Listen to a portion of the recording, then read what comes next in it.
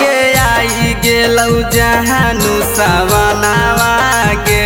या सो जइबौ हमें बाबा के भावनावा गे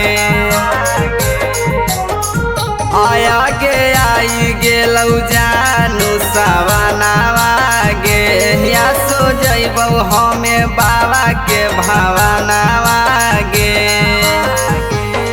किए गे हमर सोनावा बात करी हो नहीं फोनावा जवले रहबौ हमें बाबा के धाम मरिए के गांजावा चिलमिया नुगे पगली बोलबौ भोला बम मरिए के गांजावा चिलमिया नुगे पगली बोलबौ भोला बम।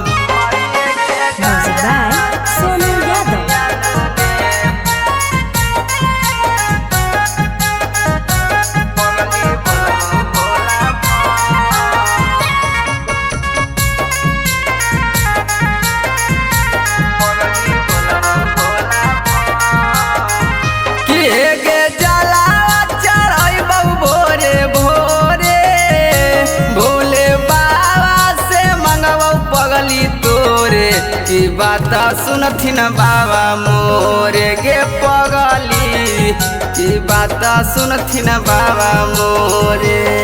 आगे बैठाबौ नहीं गरिया पैदल डगरिया हराबौ नहीं हमें दाम मारिए के गांजावा चिलमिया नुगे पगली बोलबौ भोला बम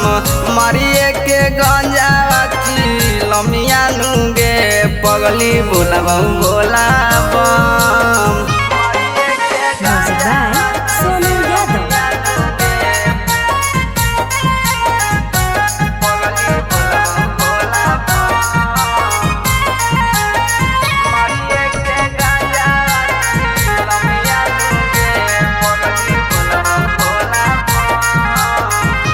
हे गेरी माझी माँ बरी सोहै पानी कृपा करथी ना बोले दानी की महिमा उनकर हमें जानेंगे पगली की कृपा करी है भोले दानी असुनु लच्छा मनावा के मानिला कहनावा पगली के बुधिया है कम मारिए के गांजावा चिलमिया नु हो बाबा अइबो तोरे धाम मारिए के गांजावा चिलमिया नु हो